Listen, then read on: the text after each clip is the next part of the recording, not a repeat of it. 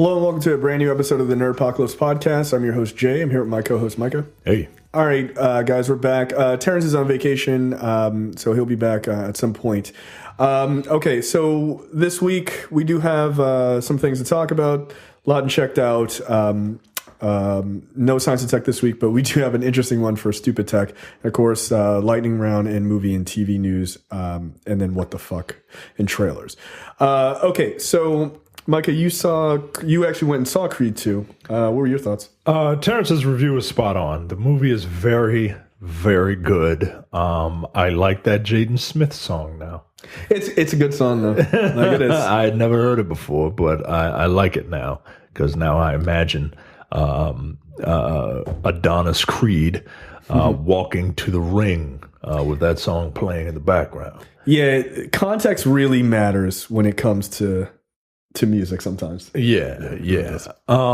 It's a solid movie. It's a crowd pleaser. It is if you like there are only like 3 boxing matches, right? Like the one in the beginning, the one in the middle, and the last half an hour. Wow, 30 minutes. Just about, yeah. I mean, I guess that's probably about right for Rocky movies, actually. Yeah. Because I feel like Rocky 4, that fight. Rocky 4 was like 25 minutes, and the movie was like 80. Yeah, like it's crazy. You get a couple different training montages. You get the the training montage with the Russian and the bleak. Everything is blue and all that shit. And, that's not really good. But then you get the Michael B. Jordan one that they don't side by side it. No, they don't side by side it. If they side by sided the training montages, I would have got up and left out of sheer being ashamed of myself. Those two dudes are monsters. Yeah, I never seen no boxer look like that. No, they do not Get look the like fuck out of here, yo. No, like heavyweight boxers. No, dude. Right. But if you like training montages, there's one in the desert, like Terrence said, and it is what it is. Look. This is why I like these movies, man. Like you gotta nail the training montage. You have to. Such a big part of it. Yeah, it is. It's a big part of it, and it's a good one.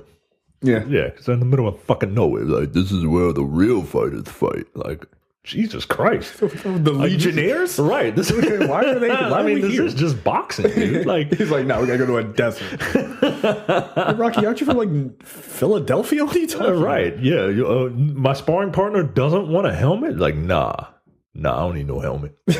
fuck a mouth guard. Let's just go. Like Jesus, no gloves. Like this is just a fist fight. Like it's not actual boxing. We're just fighting in the street. But yeah, it's a really good movie. It's a really solid series, man. Now I hope that, especially with Sylvester Stallone saying that, this is probably it for him playing this role. Yeah, he says he's done. I really want to see them branch out and just tell a different story, right? Like so Adonis has a son who fights the son of the grandson of Ivan Drago. right. Like Clubber Lang's the old. Yeah, I kind of don't want to see. I don't want to see Clubber Lang. I mean, I said that about this one, and I enjoyed it. You can't go to the well again, though. You can't do it twice, man. Yeah, you can't. It's too obvious. Like, who's he gonna fight? Thunderlips? They gonna bring Hogan back? Like, come on, that's ridiculous. I'm sure Hogan would like that. Yeah, I'm sure. Put me next to black people so people know I'm cool with them. Like, right? No. And then let me fight. Him, brother. Well, let me tell you something, nigger. You're not gonna beat me. I've already beaten me. Yeah, he already destroyed his own career. Now watch this terrible sex tape of me having sex with this woman. Disappointing. Right. Watch me cuck my best friend. Yeah. Look. Gross, yo. Hulk Hogan has a 10-inch penis. Terry Bollea does not. Still one of the greatest lines of all time. So it's worth seeing. Yeah, it is. It really is. And it's one to add to the collection. If you are a Rocky fan, you're going to love this. Yeah. Yeah, I desperately need to if I get 9 minutes to rub together. You also watched the first episode of The Romanovs, which I've heard is very good. Not the first episode, one of the episodes. So, does it not matter? It doesn't matter. So it's an anthology. Okay. And I just happened to be, I realized one day that I'm sitting down here playing video games and my pregnant wife is upstairs. I should probably go and be a good husband and spend some time with her. Sure. So I was like, all right, let's come up here. And she's the TV person, right? She's the TV guru. I'm the movie person. She's the TV person, right? And I go up there and I'm like, what is this? And she's like, what is this? She's like, it's the Romanovs. It's like, oh, it's that show with that big titty white woman. What's her name? Oh, from Mad Men. Yeah, from Mad Men. I didn't say big titty white woman because it's not a good idea. It's not a good idea, especially right now. Yeah. And she was like, yeah, this is the show, but it's a new cast and a new story every single time, right? And she said, watch this with me. If you like it, then I'll go watch some of the other ones with you. So the story that I saw was about this couple who was traveling to Russia. And I'm like, ooh, what are y'all doing? For what? Because they wanted to adopt a baby. They were white. Yeah, well, I mean, they certainly weren't anything else. Because they wanted to adopt a baby. They're Americans? Yeah, they're Americans, but that's illegal. You can't but do that and the wife has Russian roots, right? Okay. She says that she's a direct descendant of the Romanovs. Yes. And that's kind of like their... That's the kick to the whole show. Yeah, that's the kick. It has absolutely nothing to do with the story. Oh, interesting. But that's how they tie it in. It's like, oh yeah, my wife, she's from Russian descent. She's a descendant of the Romanovs. Like, okay, you got the money? But it goes through their time in Russia, and they get this baby, and they're like, wow, this baby's really cute. Let's play with the baby. Hey, baby. And then the baby's not doing nothing. Like, it's like, hey, baby. And then the baby's not doing nothing. And then it gets into, well, you never know what these babies have. You don't know what these people do to these babies and stuff like that. Or just neglect them. Right? Yeah. And one of the parents has second thoughts and they've changed their mind, and the other one was like, no, we're fucking doing this, and if we don't do this, then I don't want to be with you anymore. And Jesus eventually adoption is not a game. No, it is not. And they even mention, one person says the only reason we're coming here is because you didn't want to get a black baby. Jesus Christ. And the other person was like... This show got real really fast. Right. And the other person was like, well, no, it's because, in America, the mother of the child that's being sent off for adoption has the right to change their mind within a certain amount of time. And she was like, well, no, I'm not a bigot. You just, didn't want to deal with the heartbreak of, maybe the mother changing their mind. And they go back and forth. And it's a brutal fight, and it's fucking real, man. Like you feel that shit. I feel sorry for those people, man. And these are concerns we had when we thought about adopting. Like these exact concerns. I mean, we didn't get into an argument about it, but these are concerns we had. Like this shit was getting real heavy, man. But the story was very, very enthralling. Yeah. So I'm going to check out some of the other ones. I hear it's very good. I've heard from a number of people. Yeah. That one that I saw was very good. So I'm looking forward to checking it out. I might not start with that one. Yeah, you might want to skip that one. No, I don't have to skip it, but you got to work your way. You don't just jump head first into that conversation. Good Lord. You ain't want a black baby. God damn. Like, take it easy. I told you that shit in confidence, girl. Right. That's fucked up. Yeah, that's a hell of a card to play on somebody. And that's that's the type of shit that only your spouse could say. Yeah, you can't. That's a big joker, man. You get into a fist fight over that shit like that. Yeah, man. Yeah. Now there are many times I'm like, I can only tell you this. Like my judgments of society. Like, yeah, keep that shit on the. You can't keep that shit compressed. Yep. That's funny. All right, yeah, I'll check out the Romanovs. That looks really good. That's on Amazon. Yeah. Yes. Well, speaking of Amazon, I see me checking to do that segue. I watched the first 2 episodes of Homecoming. This is Sam Ishmael's new series. Sam Ishmael is the guy who writes and directs Mr. Robot, and this one is interesting. I think it's only 8 episodes or something like that. This is just a short series, and the idea is Julia Roberts is a therapist who runs this program called Homecoming, which is designed for military guys coming back from overseas to sort of work them back into society before kind of like a probational kind of thing before they go out into society in case all these guys have like PTSD or something. Yeah. Or some sort of coping issues. And it's interesting because it does a couple of time jumps where it jumps to the future and you see Julia Roberts is now a waitress in a diner. And like a DOD guy comes in and asks her like, oh, weren't you a counselor at this homecoming program? I want to ask you about some of the soldiers you worked with. And she's like, no, I don't want to talk about it. And she's got this boss, Bobby Cannavale, I think that's how you pronounce his last name, who's also in the latest season of Mr. Robot, which I'll talk about in a minute, who is like this weird guy, and you're slowly finding out more about him. What's his last name? Cannavale. Yeah. That dude is a very good actor. He's a total weirdo, though. Oh, I've seen Yeah, you've seen him in tons of stuff, I'm sure. He's like that kind of actor, you're like, I know this guy, right? Yeah. But it's interesting, and each episode's only like 30 minutes, so they're easy watches. But if you like Mr. Robot, it's got that level of weirdness to it. Okay. So I would recommend it.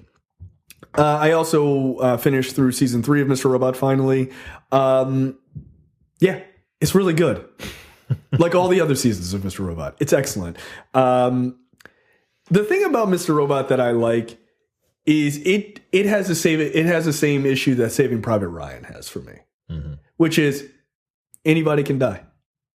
And I like that. Like, Elliot's not going to die because he's the lead, right?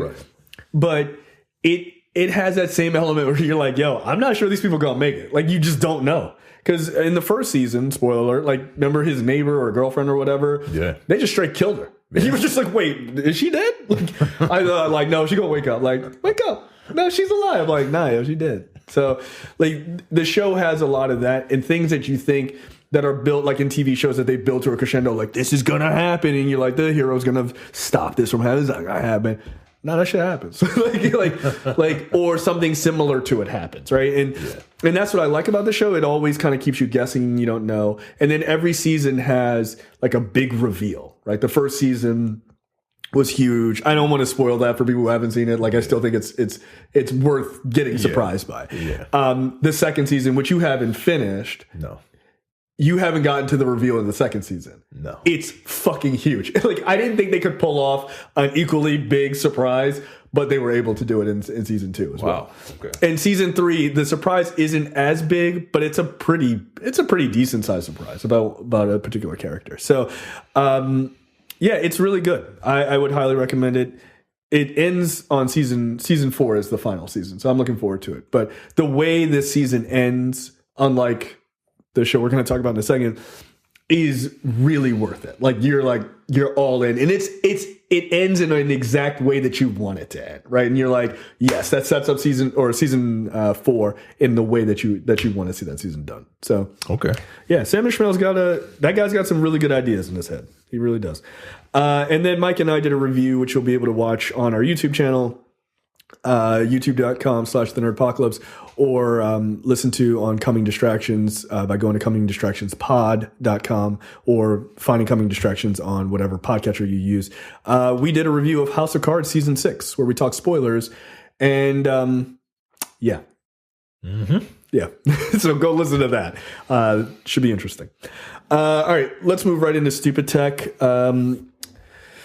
This name is stupid, which is fitting because this is really dumb. This is the Baba Hue. It is a hands-free toothbrush that you just put the whole thing into your mouth and turn it on, and it brushes all your teeth in like 20 seconds. It proclaims. I don't trust it. I don't trust it. First of all, yeah, hands free. You got to use your hands to pick it up and put it in your mouth. Yes, but not to hold it. No, I mean, you could technically reach down like you're blowing it and put it in your mouth. So this is like a U-shaped thing that you shove into your mouth. Yeah, it's like those new retainers. Yeah, Invisalign. Yeah. No, you look stupid. You look stupid. Just get an electric toothbrush, right? Because that's what your dentist tells you you need. You need an electric toothbrush. And put in the work. Like, you're not that busy that you can't, like, just do this for 30 seconds and brush your teeth, right? Right? Look, these people, they got 20 seconds. They got 20 seconds. That's all the time they can spare. They save a whole 10 seconds. I brush my teeth for a minute. I don't brush my teeth for 30 seconds. I don't brush my teeth for a minute, which is probably why I had major dental surgery. Yeah, I've never had a cavity. But I do brush my teeth. And that is important. Yes, it is. And I do not see the need. Isn't convenient? AI-powered smart chip. What? First of all, what? Huh? This thing has artificial intelligence. This toothbrush. Here's the thing. No, it doesn't. Right. Like, hey, you just turn it on. You can't just be like, oh, it's AI powered. Like, does the bitch talk to you? It's Siri. You have a lot of plaque today. Like, what? Nah, yo, does not have AI technology. I see you had popcorn last night. Right. I feel like 20 seconds isn't enough to brush my teeth. Yeah, but I don't trust it. You're brushing all of them at the same time. I don't believe you. Like, I would have to I'd have to do it 4 times. Right? Like, I would turn it on and it would go for 20 seconds and shut off. I would do it 4 times because I wouldn't trust it. I want to try this, but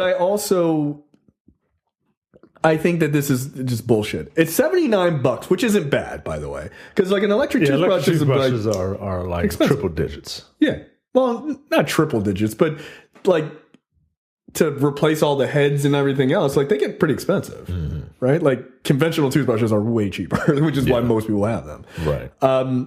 But yeah, it does 6D cleaning at 45-degree angles, and then it does a deep clean for 20 seconds. Yeah, this is amazing. It's got AI.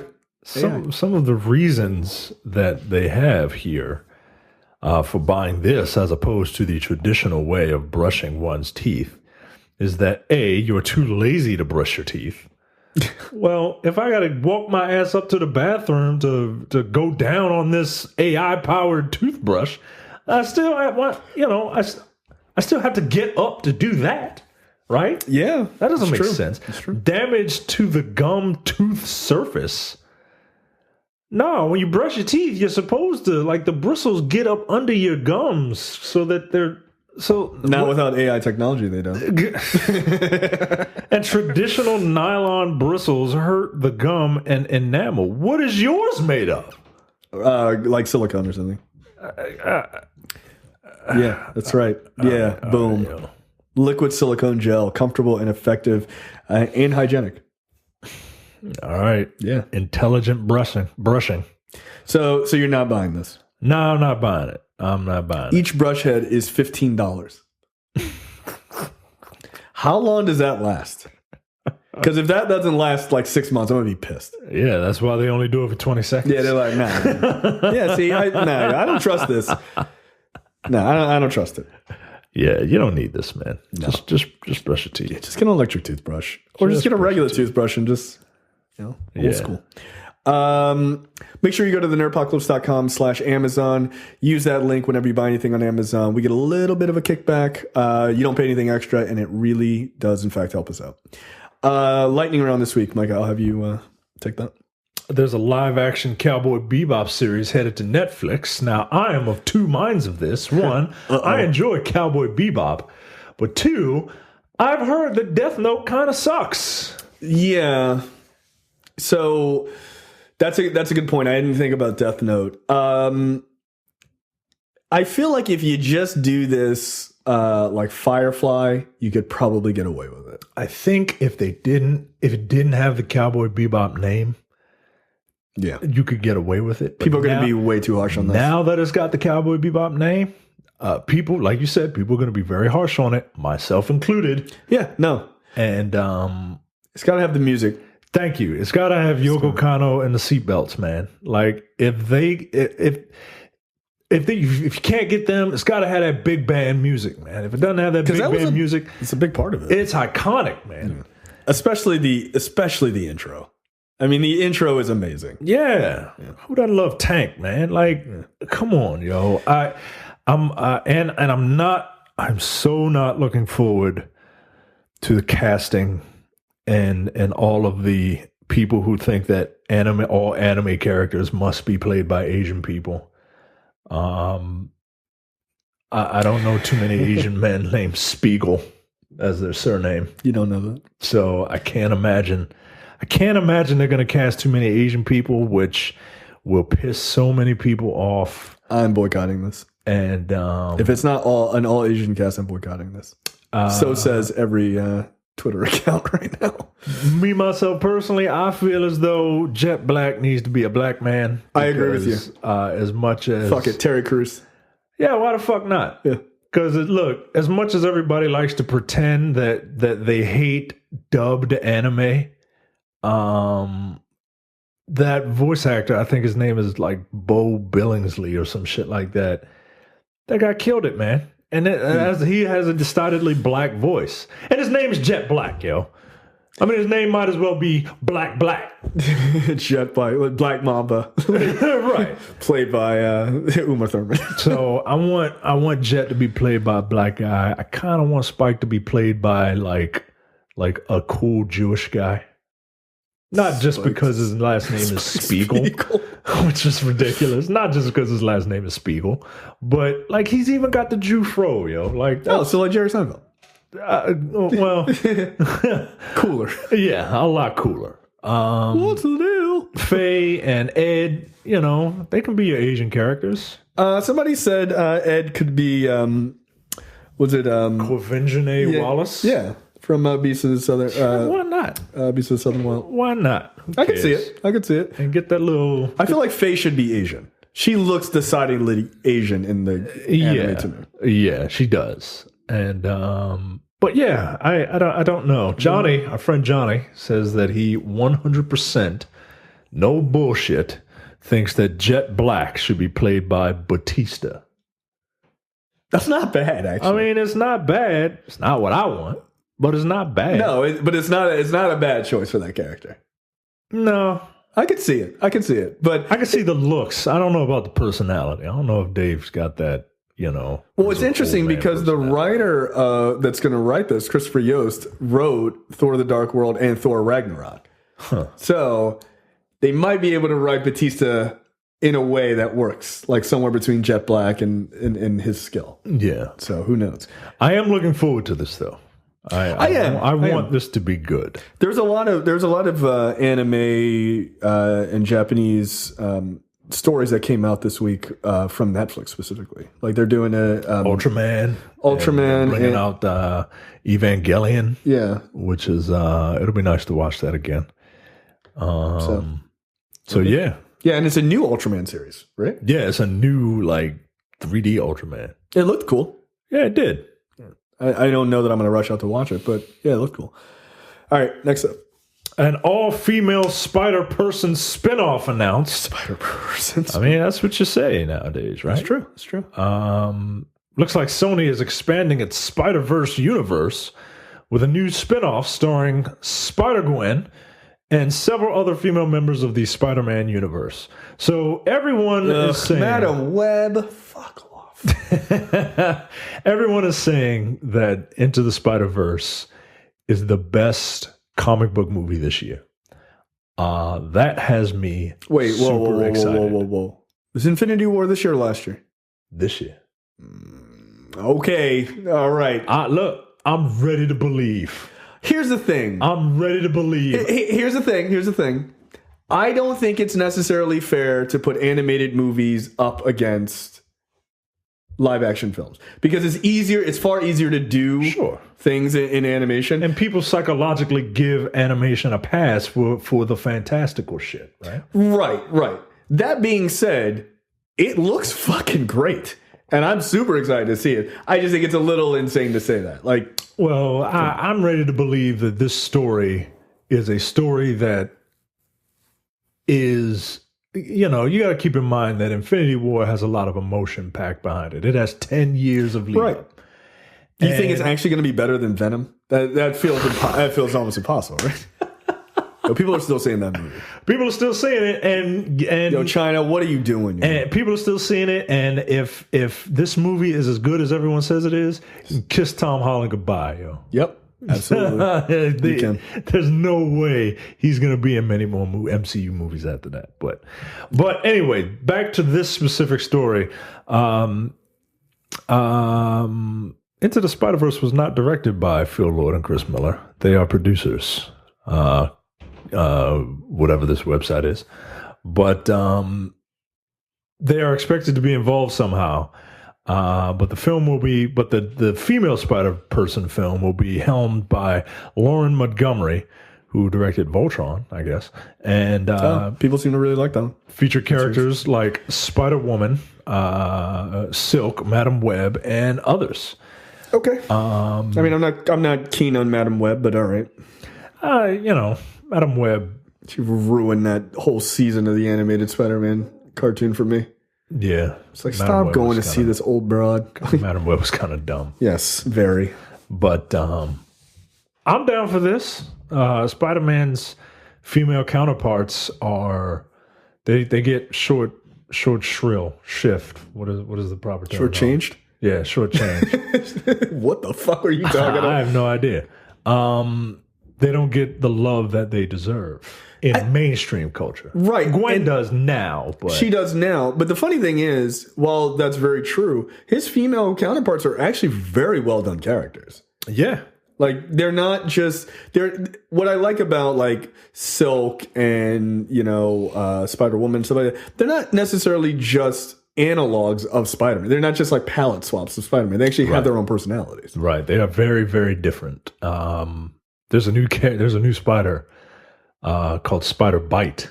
She is a female she's a black woman. Yeah, I saw that. Spider-Person. Yeah. Who uses like tech and shit. Yeah. Like somewhere between Spider-Man and Iron Man. Yeah, like do that.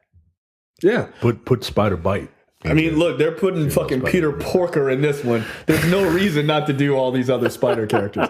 Which, by the way, what drives me crazy is this is where Sony should be directing all of its energy. Instead of trying to do these live action movies and possibly fucking up Tom Holland in that universe. Yeah. You should have I would have been like, look, that's cool. MCU, you do your thing. We're going to do our own thing and just hard press into the animated space. Because one, you have access to all of those characters. Two, do this style. This is fucking great for Into the Spider-Verse. It looks amazing. Yeah. You can do universe hopping, so you can bring all these characters in. You can just do whatever. You can do whatever you want. You're not limited by anything. Right. Just do that. I don't understand doing a half-ass Venom movie or a half-ass Morbius movie, good luck. Yeah. Oh, Venom did great. So was Morbius. I don't think so. Right. No. But they should have put all their energy here because this is clearly working. Like they absolutely nailed this. Yeah. So, or seemingly from the reports. Yeah. So I don't know, man. All I know is I'm looking forward to this movie. Like, absolutely. Some of our counterparts have seen it already and they said it's fucking great. Yeah, that's awesome. So I am looking forward to it. Something that I wouldn't say I'm looking forward to it. I would say that I will give it a shot when it comes out. Resident Evil is getting a reboot, and it will return to its horror roots. The reboot will take the franchise back to being what it was in the video game space when the video game first came out, all about being scary. I don't know if I believe him. We'll see what James Wan does with Aquaman. Oh wait, James Wan is doing this? Yeah. Oh, well, then I'm all about it then. Oh, okay. Yeah, because James Wan he's the creepy, like he can do creepy movies.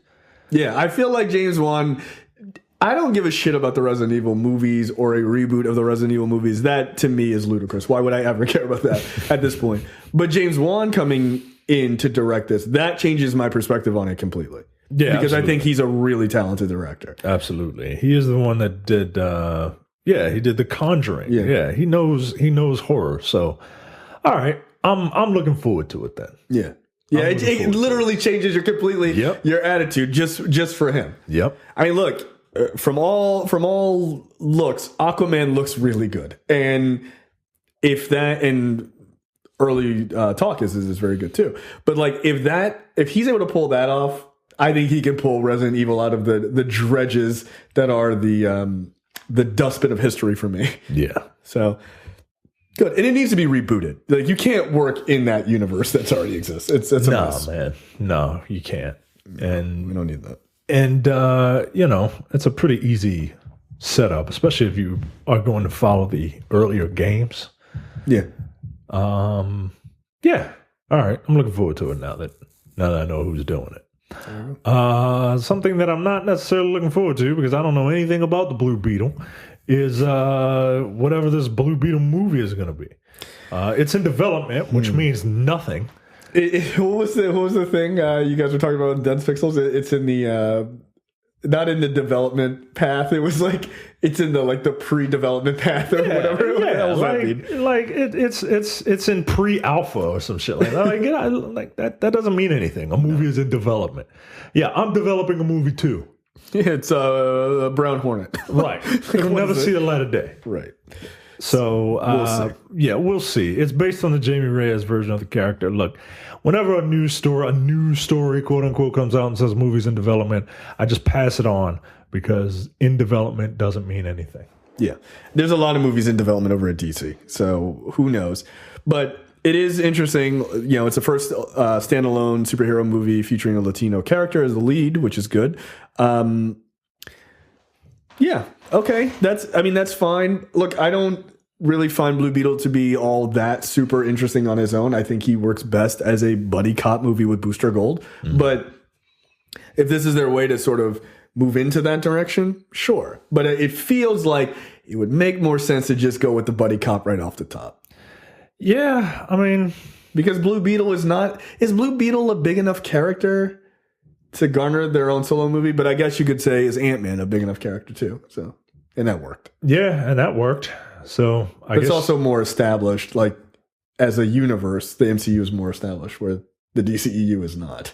Yeah, but look, maybe everyone's mind will change after Aquaman comes out. Yeah. Everybody will be like, "Yo, well, it's here finally." It took Aquaman to get it started. Believe it or not. Welcome to the party. 2000, damn near 2019. Right. Where you been for the past 10 years? Yeah. So, wait and see. Apparently, Netflix is creating a Roald Dahl cinematic universe. Now, I only know about... Wait, you skipped over something. Oh, I did? Yeah. What did I skip over? Yeah. They're making the Harbinger movie based on the Valiant comic. It has... they seem to have found their director. So it's being written by Justin Tipping and Joshua Burney Golden. But the director for this is... I don't see his name. Fuck. But needless to say, they found a director. According to the hashtag show, the movie version will feature character Pete along with his friends Joe Irons, Chris Hathaway, Faith Hebert, a.k.a. Zephyr. That's fucked up. Really? Her nickname is Zephyr? All right. Faith is a very large one. Oh, isn't Zephyr like a wind? No, well, isn't a Zephyr like a Zeppelin? No, I thought a Zephyr was like wind or some shit like that. I don't know. We are the product of Baltimore City education, folks. Give us a break. Yeah, sorry. That's funny. Oh yeah, you're right. What am I thinking? I guess I'm just thinking of a Zeppelin. Yeah, you're thinking of Zeppelin. Yeah. You know why you're thinking of Zeppelin? Because Faith is fucking fat. Yeah, I'm being the asshole. That's all that is. A soft, gentle breeze. Okay. Seems like it seems different than what happens when you sit down. Right. What is Zephyr? That was. So they are in fact moving forward with it, which is good. I mean, Sony is working with them. Bloodshot is in the works as well, starring Vin Diesel, which is kind of crazy. So Harbinger Comics centers around Peter Stanchek, a Psyot, Valiant's code for mutants. With a host of powers ranging from telekinesis to the ability to successfully unlock the powers of other psiots with 100% success rate. He joins the Harbinger Foundation, led by Toya Harada, another powered individual with designs on reshaping the course of human history, and is secretly one of the best villains in the series. So, okay, that's fine. This seems like they're going to make this a jumping off point for the entire universe. Obviously Bloodshot is doing his own thing, but these are all the mutants in that universe, and then they're supposed to spin off Faith and everything else. So, all right, that's cool. We'll see. Look, I've said this once, and I will say this again. I'm fine with them doing a Faith movie. That's great. I have no problem with that. Do not cast Rebel Wilson. Yeah, thank you. I was about to say, don't cast that Australian chick. She's not fat and dumb. Like, don't. She's not funny, yo. No, she's not. She's not. No, and she's just gonna just don't. It's an easy choice. Right. I get it. It's an easy choice, but no. And cast a fat person. By the way, don't put a thin person in a fat suit. No, you got to cast a big girl. Ain't nothing wrong with that, but just don't cast Rebel Wilson. Don't let it be Rebel Wilson. Because I won't see it. I can tell you, I will flat out not see that movie. I will actively not give it a chance. Yeah, no. If it's Rebel Wilson, I'm not seeing it. No, she irritates the shit out of me. Like, no, please don't do that. Did you know that she is the first fat woman to ever be in a rom-com, studio rom-com? I couldn't believe she said that. Like, that is a wild statement. I could believe she said it. I couldn't believe she didn't. I couldn't believe she doubled down and was like, well, Queen Latifah don't count and Monique don't count because they black. They're like, because those were black films. Oh, I see. Anything starring a black person is a black film, but anything okay, you know what? Right, that's fine. Well, then your fucking movie was an Australian film. Yeah. Well, Australia is notorious for being pretty racist, so that worked. Yep. Thanks for confirming that one. Yep. Again, don't put Rebel Wilson in your movie. Let me ask you a question. Yes. Do you think that the people will accept this new comic book universe from something that the mainstream does not know? Like, yeah, the mainstream. I would even argue a lot of comic book readers don't really know Valiant that well. The mainstream didn't know Iron Man, but they knew Marvel. Right. You know what I mean? Like, you got a character named Bloodshot.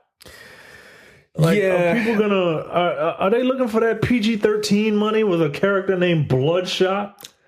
It's a good question. I feel like it's going to be rated R. I feel like this may be their way of doing a completely R-rated universe and not having to worry about it, right? Even with Faith, though? Well, that's a good question because she skews very young. Like, I didn't enjoy the Faith comic I read, and it's not because it wasn't necessarily good. It wasn't for me because there's too many like teenagey references. Mm-hmm. It was like, yeah, I'm gonna go to the store and get lit and do a dab, and I was like, all right, this is enough.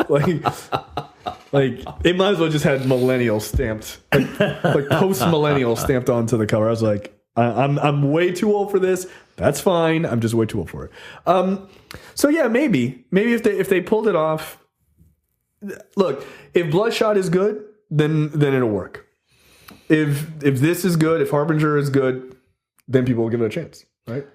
Yeah, I'm a little worried about Vin Diesel as Bloodshot. This is a perfectly reasonable worry. I mean, look, I wouldn't say that Bloodshot requires a lot of heavy lifting as far as acting for that character, but at the same time, I appreciate Vin Diesel. I mean, is he going to be talking about family a lot? Like a lot? Does Bloodshot do the wingspan a lot? Well, he does now. Because there's no way Vin Diesel isn't doing that. That's in his contract. So yeah, we'll see. All right. Yeah. Remember when Vin Diesel tried to make a sword and sorcery movie? Like, I get it. Like, I appreciate your zeal. What was that? The last witch hunter. Oh my god! Like, I appreciate the fact that you're a big dude. Like, he's a dork. Thick dude, and you're a dork. Like, we have a thick dude who's a dork in our network, right? In our little circle of friends, and I appreciate him. But yeah, the last witch hunter, I was not buying that at all. Nah, yo, nah. I'm sorry, Vin.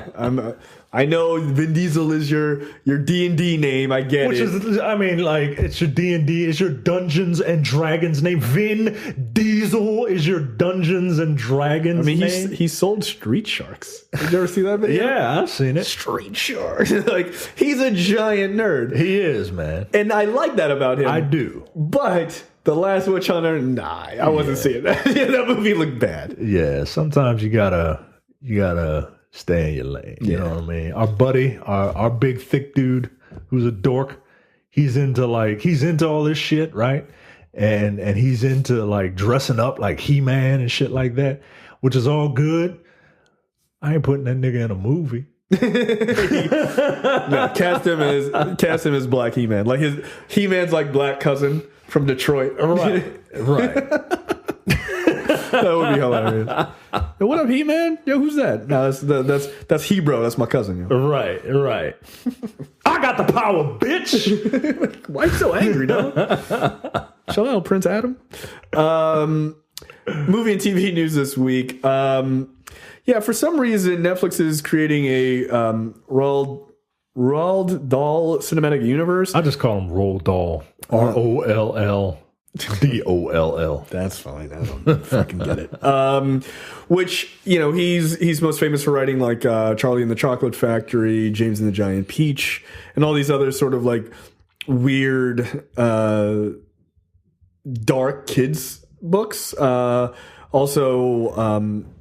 Charlie and the Great Glass Elevator, The Twits, Matilda, and the BFG, which they did make a movie of the BFG a couple years ago that looked really bad.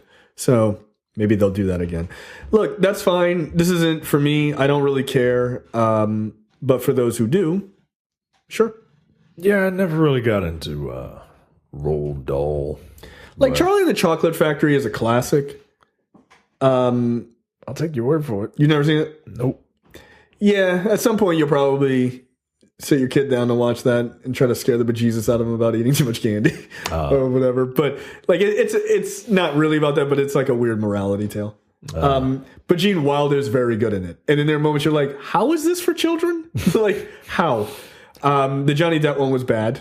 Don't show your kid that. It'll make them dumb. I can imagine. Yeah. He was trying to do a Gene Wilder, and it just came off as like, I think you want to just touch kids. Like, this is making me uncomfortable. And like, that's the whole thing. Like, all these movies are just like, is this for kids? Is it? Is it? Like, we need to check Roald Dahl's like internet history, dude. Like, no. I'm just very uncomfortable with your actions. So, we'll see. Next up, Ava Duvernay signs an overall deal with Warner Brothers. Obviously, she's doing New Gods at some point. But the Emmy Award-winning, Oscar-nominated writer, producer, director has signed on with a massive multi-year overall deal with Warner Brothers in the 8-figure range. Jesus. Ava DuVernay is one of the leading lights in our industry, a brilliantly talented writer, producer, director, and entrepreneur whose ability to inspire with her art is exceeded only by her ability to entertain. We have had the great pleasure of working with her on Queen Sugar and The Red Line, and we are extremely excited about the new stories she has to tell. Let me ask you a question. Yeah, she's fine. Black people, like earmuffs, black people, are we hyping Ava DuVernay up too much? That's an interesting question. I'm not denying. That's a question a hater would ask. Apparently, look, I'm not denying this woman's talent. I'm not denying. She's very talented. She is. She's very talented, and given the right projects, she blows it out of the water. But given anything, like I don't know if Ava DuVernay can make chicken salad out of chicken shit. That's fair. Wrinkle in Time would tell you that no, she cannot. Right. Like she's not one of those magical directors, not yet in her career. She's still pretty early in her career, right? Where it's just like, it doesn't matter. Like, to me, Fincher is one of those directors. You give Fincher anything, and he gonna come back, you'd be like, yo, this has no right to be as good as it is. And like, because he's just that level of a director. I don't think she's there yet, which I would argue most directors don't get to, white or black. If the project is excuse me. If the project is black centric, That's where she does. Yo, Get out of her way. Yeah, Right. get out of her way. I'm watching it. Yeah, Selma 13th. But honestly, really good. I'm not worried about New Gods because that would imply. I am. That would imply that I care. Like, I don't really care about New Gods. No, right? I think it's going to be bad. I do. And I hope not. I think it's going to be bad. I don't want it to be bad. Right. I wish her all the luck. I just think it's a fucking huge hurdle. It's a tremendous undertaking I mean, like, look, this is let me put my black hat conspiracy thing on. Like, nah, yo. They setting my black queen up, yo. They setting up with the most complicated, convoluted fucking story. Yeah. And she's gonna, they setting her up, yo. They throwing her under the bus, yo. And I ain't fucking having that shit, yo. Nah, man. Nah. Now, at the same time, right, like. You took that project. Yeah, yo. Like, I understand that, you're a big fan of Big Barter and all that, but, like, New Gods is an undertaking, man. Look, I'm gonna tell you right now. If I had my choice for New Gods, and I'm not like a super New Gods person or anything, like, I have all these opinions. If I had to make a choice, I'd give that to the Russos, dude. Like, you need somebody who has had experience in doing something like that. Because her experience in sci-fi was Wrinkle in Time. Now, that was a really difficult project, too. Right. But that ain't work out. Right. No matter how much you want to believe. Like, nah, that shit ain't work. Right. And again, that was a really hard project for her. Like, and not for her. Not for her, but it's a hard project. It's a difficult book to adapt. Right. And you got what you got. Right. And look, you got the best version of what you could possibly get with a book that people think is unfilmable. Right. So I'm just worried for her because I don't want this to be a huge bomb because you know what they do, especially when it's us, like, oh, Ava Duvernay's lost her magic or some bullshit. Right. Like, she gets one bad project. Right. Like, nah, yo. Yeah. So we'll see. They setting you up, Ma. They setting you up. Yeah, she is super fun. Jesus Christ. I like her a lot. She's dope. Like, she's a really super dope person in Hollywood. I really like her a lot. Yeah, I hope. I wish nothing but the best for her, and I hope that. Look, you making this money. Like, make this money, and she's the type of person that making this money, she will pay it forward, and she'll bring people up. Little known fact.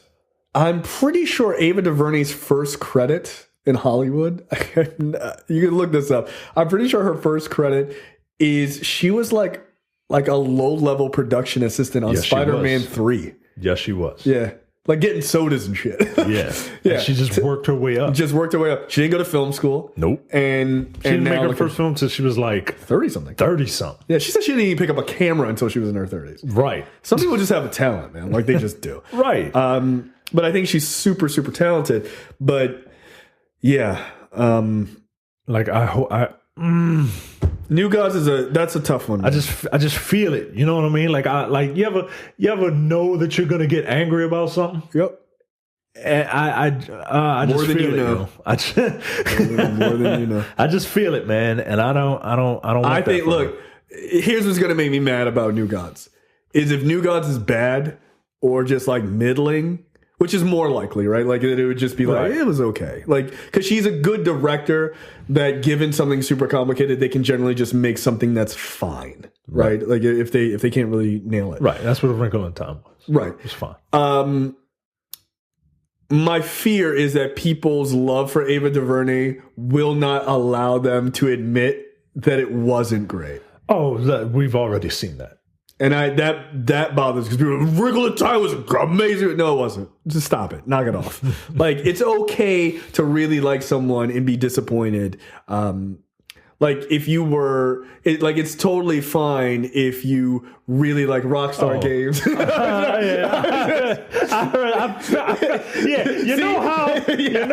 know you're about to be mad about something. Yeah, there you go.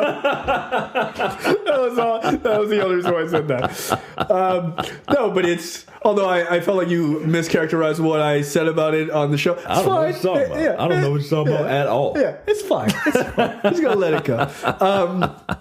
But no, I think it's okay to like a director a lot and still support them, and then also be able to go, yeah, this wasn't it, Chief. Like that's okay. And I feel like a lot of people have a really hard time doing that. Yeah, they do. Yeah, I'm like, come on, man. Like, look, I'm trying to think of like not Widows, but there are other movies like of directors I really, really like, and I'm just like, no, that wasn't it. Yeah, like it just wasn't it for me. So it's okay. Like Robin Wright directed that last episode of House of Cards. And she directed a bunch of episodes in the previous season that I loved. That were fine. Yeah, right. Like, you don't always nail it. And that's okay.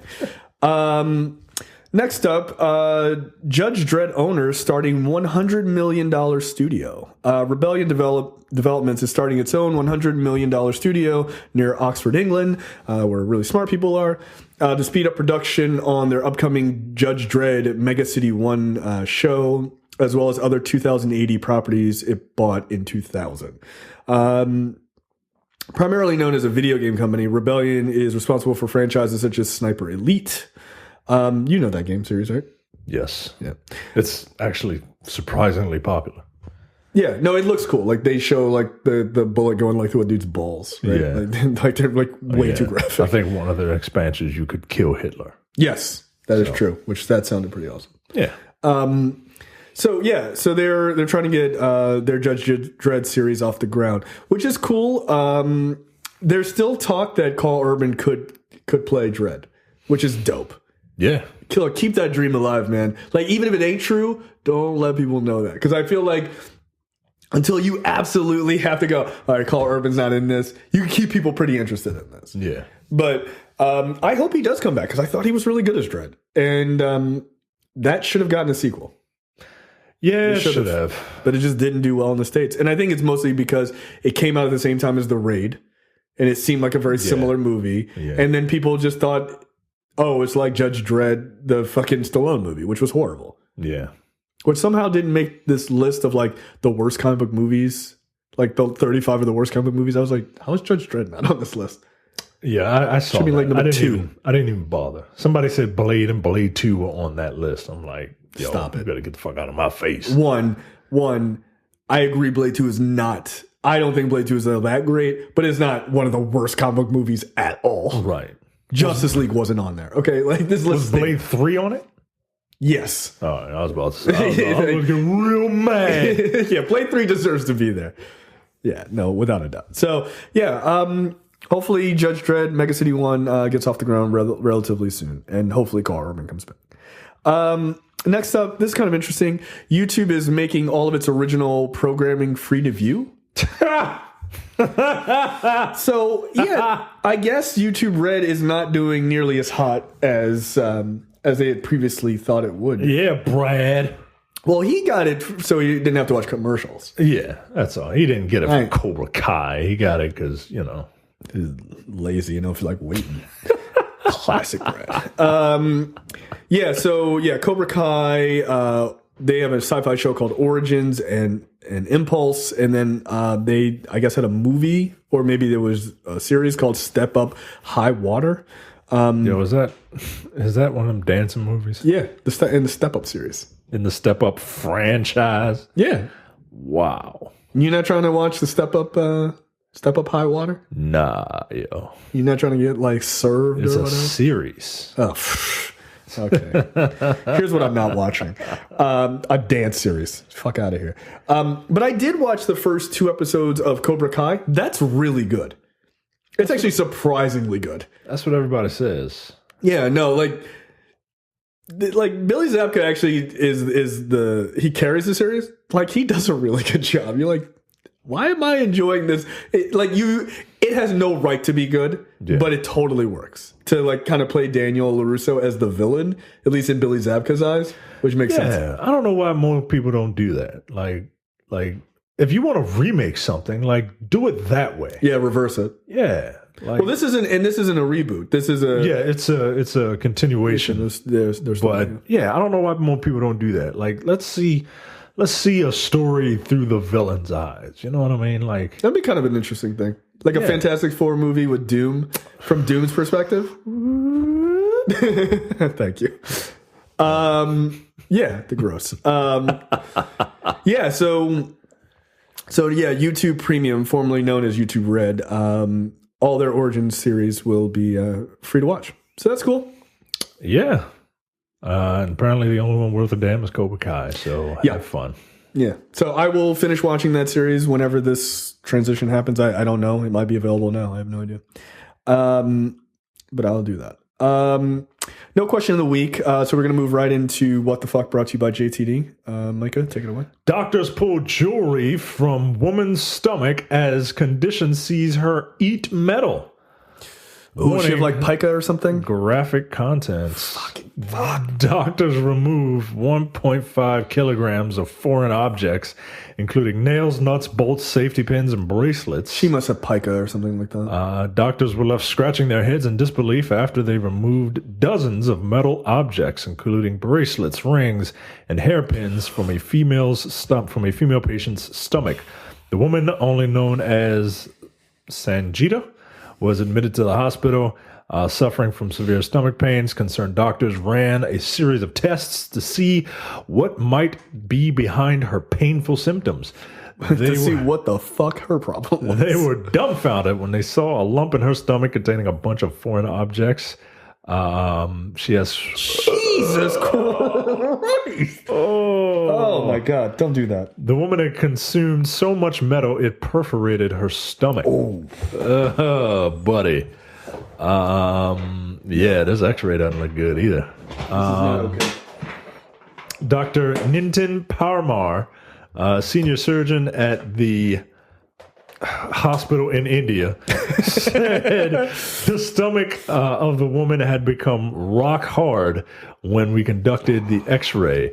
It showed a lump in her stomach. Safety pins consumed by her had partially perforated her lungs. A pin that she had consumed even punctured her stomach walls, prompting us to carry out the surgery immediately. There's a lot of metal, and it is not This is not okay. It is not okay at all. She has safety pins, a nail. The article just says that she suffers from a rare condition that makes her consume non-edible items. That's pica. Goodness gracious. Yeah. Acupica. Acupica, yeah. Some people, like some medications can affect that, like cause you to want to eat paper. Or I remember seeing some TV show, like a woman she'd eat like pieces of tire. So like her husband like got her a bunch of like ground up tire, and she just like eats some like little treats. It's just it's a rewiring of your brain. Jesus Christ. Yeah. You never wanted to eat like dirt as a kid? No, not at all. Yeah. Like kids who do that, they generally have pica. Nope. I'm too much. I'm not like a complete germaphobe. I'm enough of a germaphobe not want to eat dirt. You don't want to, like, you never had like a craving for like a fresh galvanized nail from Home Depot? Oh, Jesus Christ. Okay, the video is of the surgery, so I'm just going to not watch that.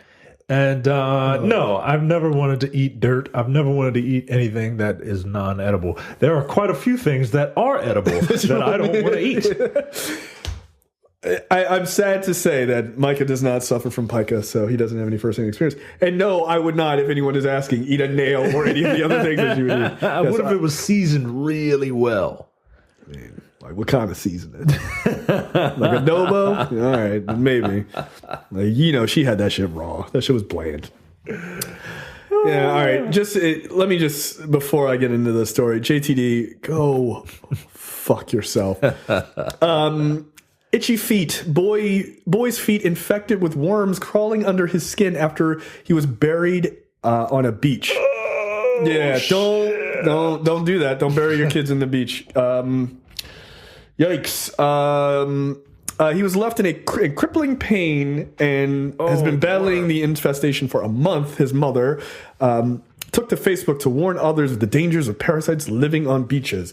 I guess this is somewhere in the UK.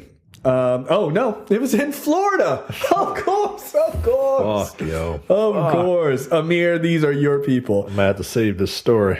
Send it to my way. Yeah. Michael went to Miami on June 20th for a mission trip. See? That's what you deserve. Stop going on mission trips. Stop trying to proselytize to other people. You're either going to get an arrow shot in your chest or you get worms in your feet. Stop it. Keep your religion to yourself. He was buried in the sand for fun, and it became our nightmare. Yeah. Mm-hmm. Who the fuck goes? Hold on. Who goes on a mission trip to Florida? There's a lot of fucked up people in Florida. They need Jesus. Nah, yo. Where is he coming from? Right. Where is he coming from that he decides to go to Pompeo Beach on a mission trip? Pompano Beach. Whatever.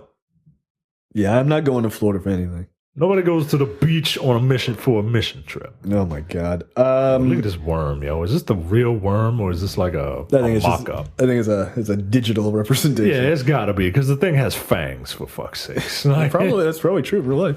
4 of our people contracted a parasitic infection, hookworms, from this beach. Yo, this is a beach Amir hangs out at. Yo, this is gross. This guy has ugly feet, just like the shape of them.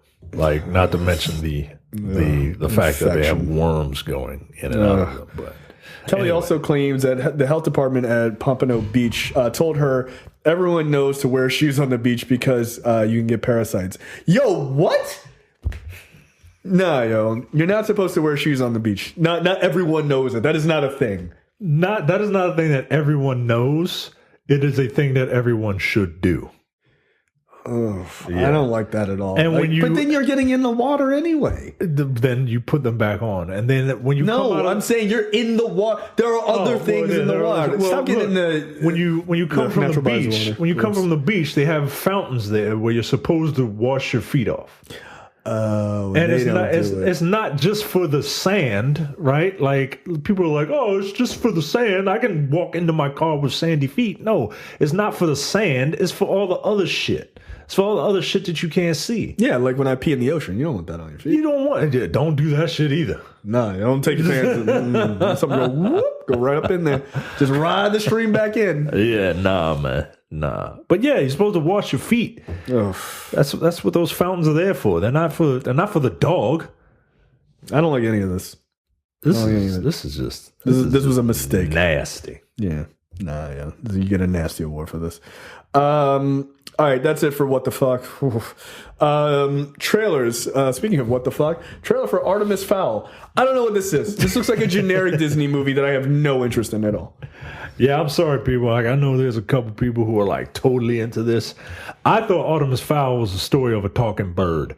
Like, I did not know what this was. Apparently, Artemis Fowl is some kid detective or some kid criminal or something like that. Like, he's like the child version of Carmen Sandiego or some shit. Oh, wow. I fell asleep when you were just saying that. Holy shit, I don't care. So I am not, this is not for me.